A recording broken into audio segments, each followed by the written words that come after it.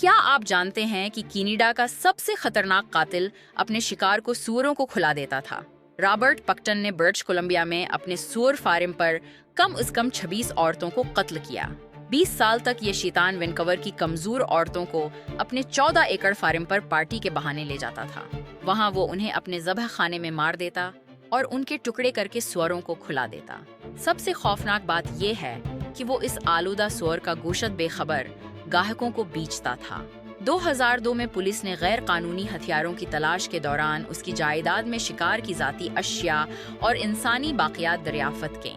یہ کینیڈا کی تاریخ کی سب سے بڑی جرائم کی تحقیقات بنی۔ پکٹن نے ایک خفیہ افسر کے سامنے اعتراف کیا کہ اس نے 49 عورتوں کو مارا اور 50 کا ہدف پورا نہ کر پانے پر افسوس کا اظہار کیا۔